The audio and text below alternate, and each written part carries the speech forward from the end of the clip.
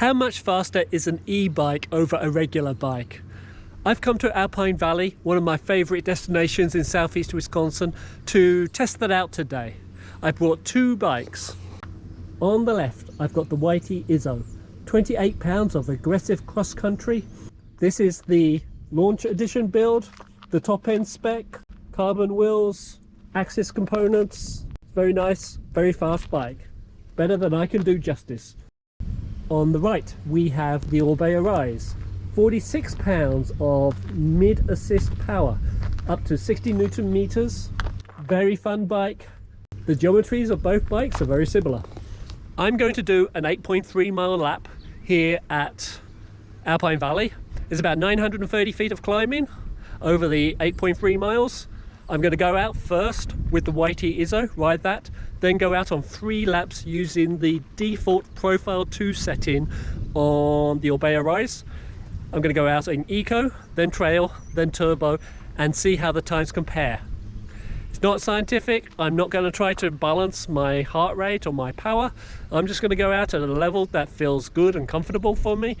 I fully expect to get tired as I go through. Even with assist, my legs will get tired, but as I go up in power, that's going to assist and boost my capabilities going forward. All in all, it's going to be a long ride with 4,000 feet or so of climbing. Let's see what the times are. Right, so with no warm-up, we start right into a climb. Whew. This is where the e-bike will get its advantage.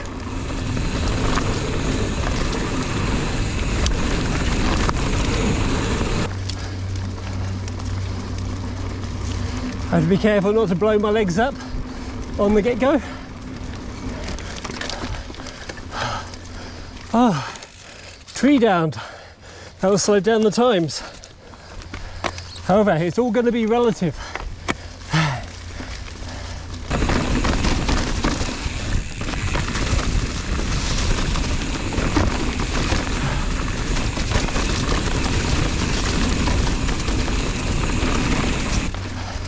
So a little drop down, and then we climb up again.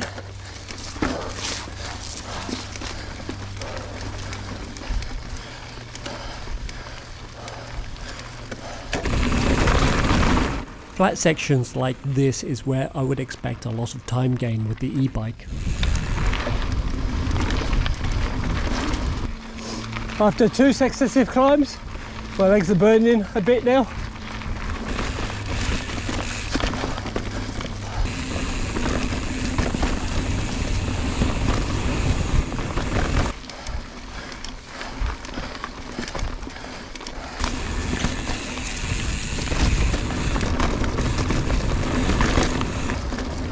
A large part of this test is just sensing how my legs feel and preserving them so I can make it all the way around the course. This is just a short little climb, but on the Orbea I probably wouldn't be changing down gears to get up this.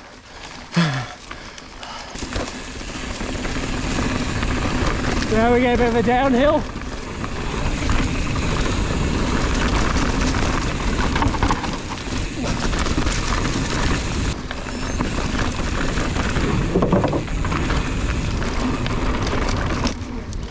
And then another climb. This whole course is punctuated by short downhills and short climbs.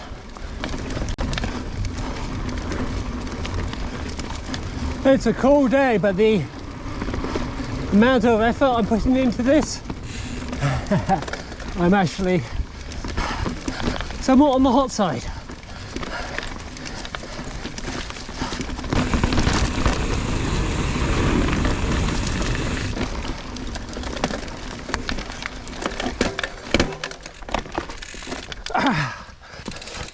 Messed it up.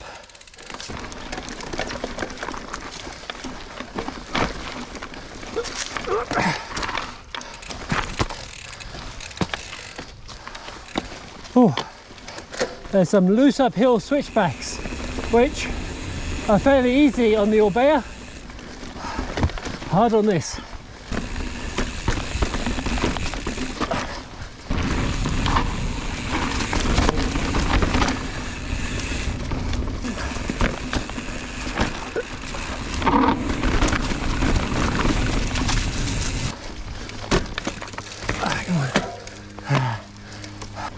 You need to recover. There's another short downhill and then another rooty climb. Areas like this, the e-bike's going to make up tons of time.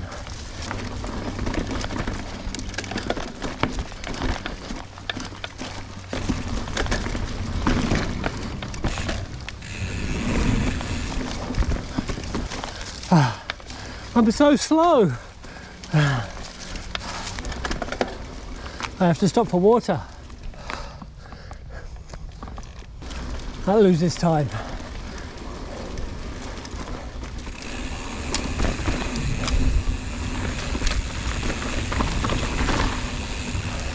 Been climbing a lot. Time for a bit of descent.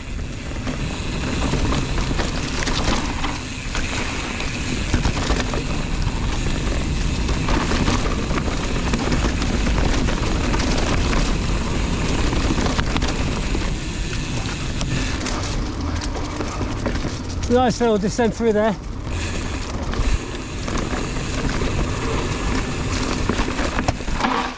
Up.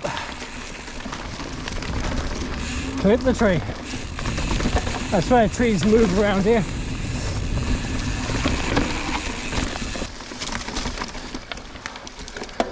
Oh, I'm getting tired now.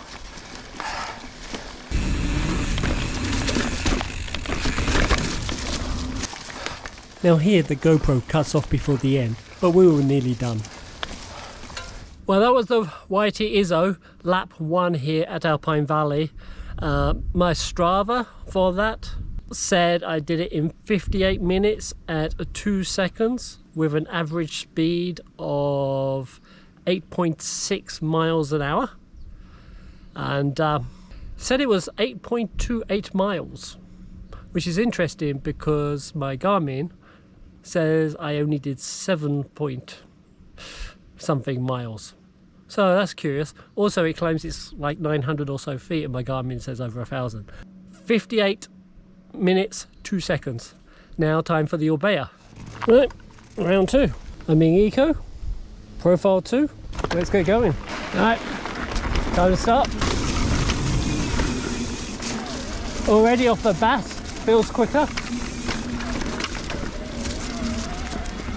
Although it's not significant in eco mode, it's more like having a good breeze behind you. The eco is really overcoming the weight of the bicycle.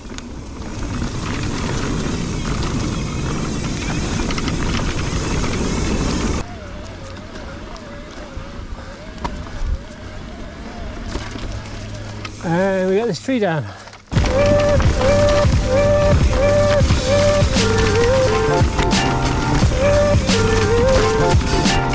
So that's first downhill.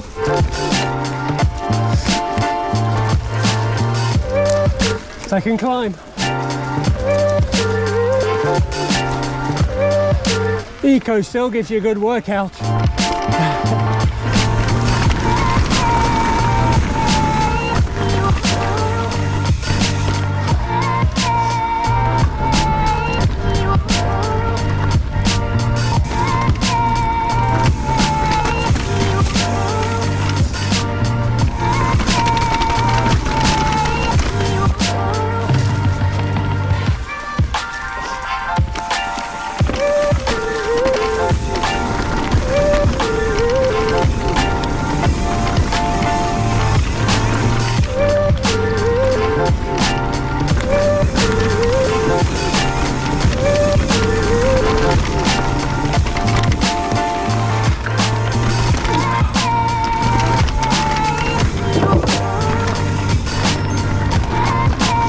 That whole section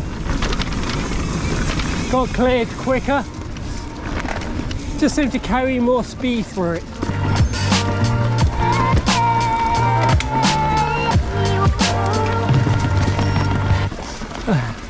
The Rudy climb is simpler.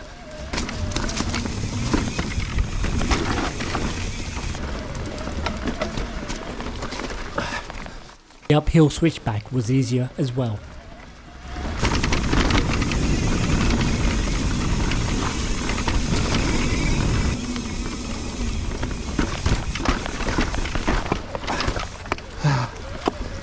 I actually did those rocks easier on the Izzo, perhaps because I came into them slower in a different line. Alright, time to connect to the long loop.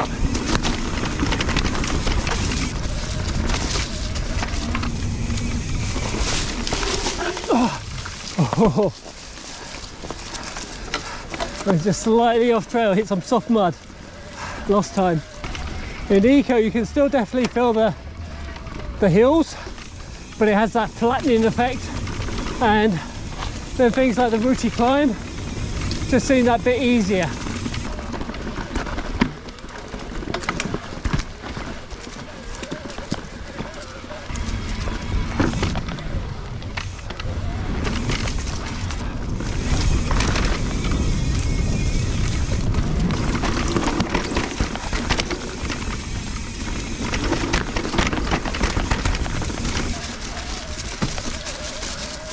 Alright, coming up to the chute. This was really slow on the regular bike.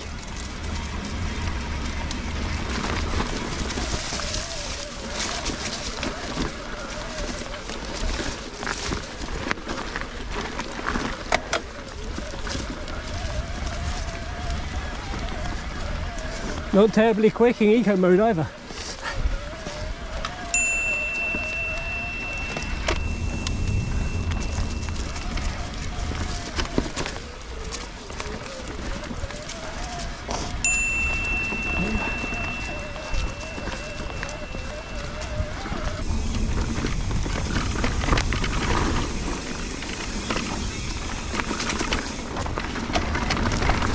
This kind of thing, there's really not much difference between bikes.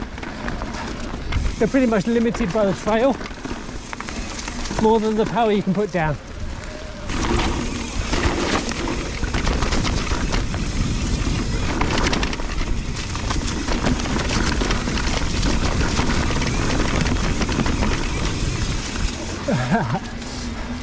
Sandy bottom.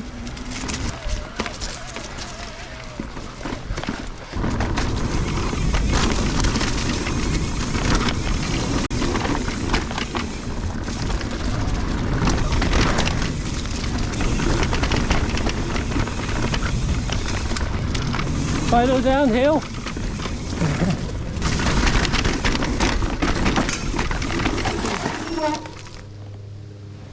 Oh, came flying off. Nothing. Oh, lost time. Sounded like something metallic came off the bike, but must have just been perhaps something hitting the rotor.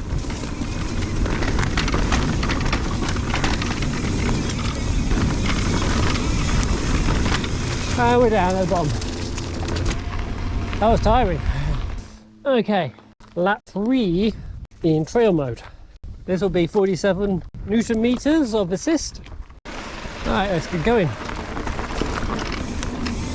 So in trail you feel a lot more assistance.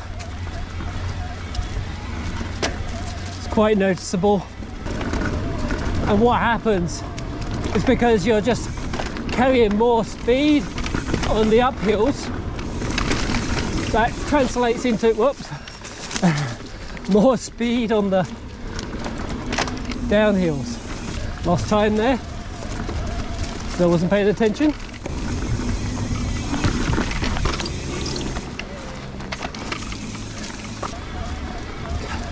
Getting going after the trees is a lot easier.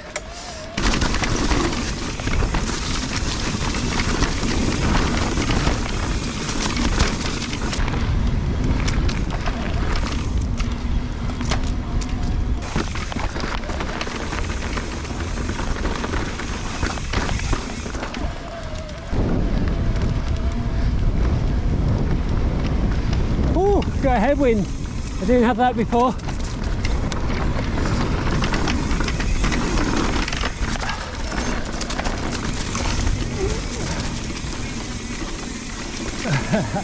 I'm not very good at those. Back on the downhill again.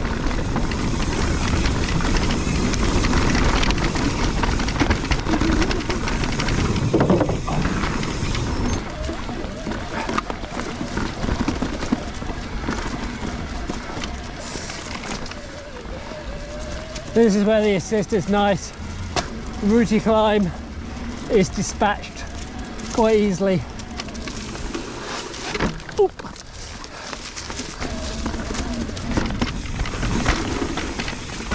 Again, the switchback turn that I failed on so well the first time round is dispatched even easier in trail.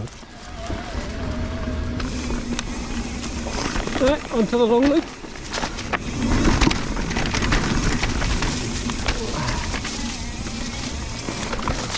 Oh, that soft spot almost got me again.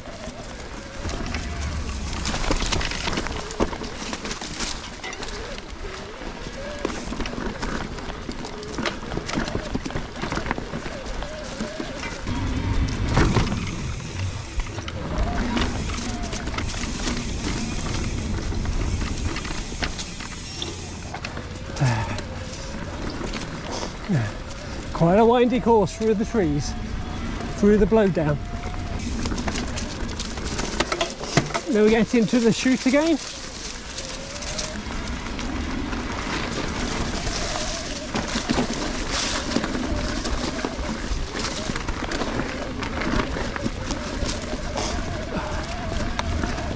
That was much faster.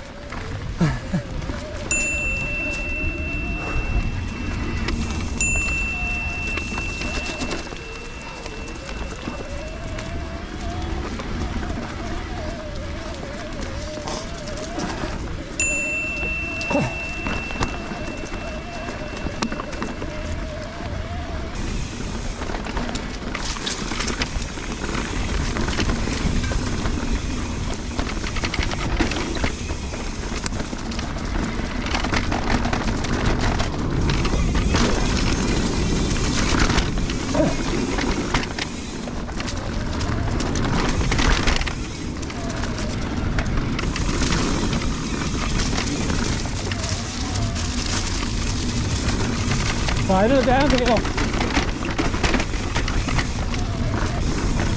There, and we're at the bottom. Right, final lap in boost. Right.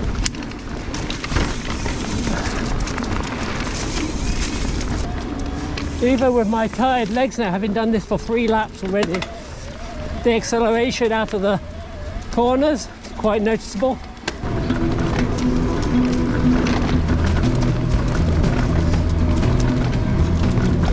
Oh, you taking that log out? Yeah. Thank you.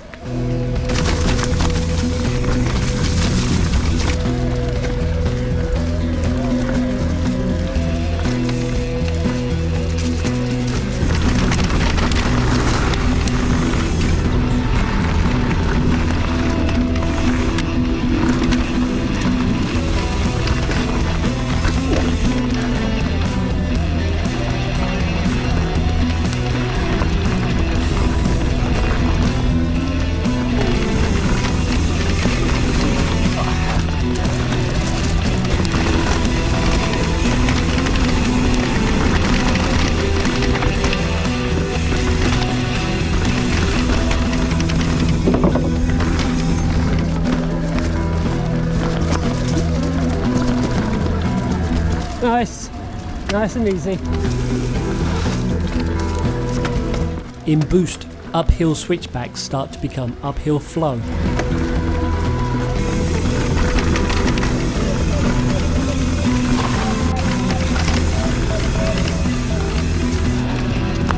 Right, now onto the long loop. See if I can miss that loose soil this time. He's right there.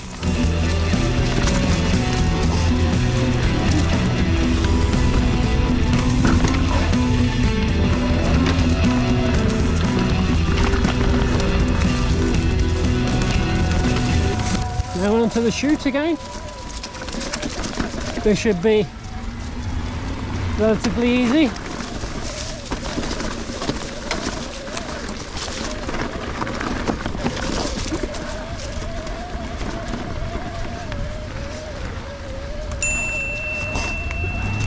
I'm not sure that was any quicker than trail mode.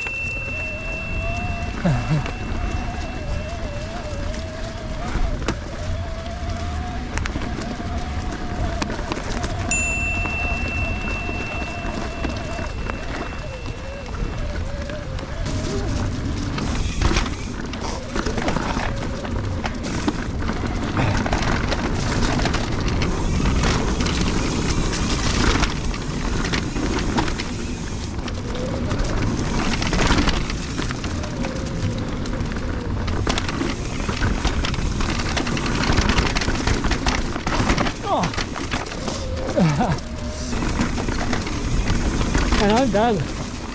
So how much faster is the e-bike over the regular bike? I've got the numbers here from Strava. I did my regular bike as an e-bike segment, so I could compare it with the e-bikes. And on the YT Izzo, it was 58 minutes and 2 seconds with a speed of 8.6 miles an hour.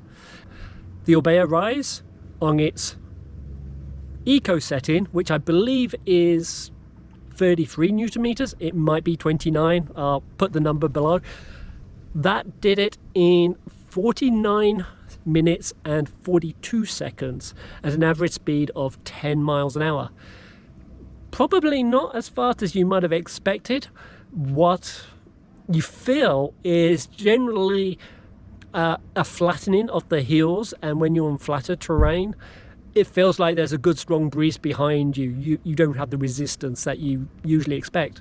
But on the downhills, really there's not much advantage, not here at least. You're really limited by the terrain and the twisting in and out of the trees, and it's getting the power down to accelerate out of the corners and around the trees and up some of the kind of tight little climbs. That's where the power helps. So that's an improvement of 14% on the time over the course of a like 8-mile 1,000-foot climb. Then on trail, which is 47 Newton meters, that did it in 46 minutes and 28 seconds. So that's an average speed of 10.7 miles an hour. You may have expected, again, a bigger difference. It's not that much. It's more a feel thing. You just get more recovery on the climbs, on the boost coming out of the corners. Again, terrain is kind of a limiting factor on this. And finally, when I put it on the full boost, which on this bike is a 60 Newton meters, the time was 42 minutes and 29 seconds, which actually happened to be the second fastest ever e-bike time on this course, and that's a speed of 11.7 miles an hour. So the speed is not that high. Again, overall the terrain limits just what you can do with the e-bike, but over the regular bike, that's an improvement of 26.8%. So nearly 27%. Oh, and I didn't mention on the trail mode, the improvement over the YT Izzo was 20%. So basically, you can cover as a fifth more terrain in the same time on these Midwest twisty trails than you would do on the e-bike. That's kind of what it really comes down to. And on turbo mode, you can cover like 1/4 the amount of terrain in the same time. So I hear things online that, oh, e-bikes are so fast, you can do the riding half the time, you can do double the distance. Depends on your terrain. Here, no, not really. You are limited by breaking into corners, breaking into trees, the tightness of the trees. Where the e-bike assist really comes in useful is that little bit of pumping through technical features, powering your way through rooty climbs, accelerating out of corners. That helps you keep the overall speed up, but you're still overall limited. Anyway, I hope you found that useful. I've spoken enough now, and if you like this review, this video, you know what to do. Click that like button, comment below. Comments are good. Ask me any questions, and I'll always answer a question unless it's stupid, but then I still answer it as well. And I'll see you on another trail.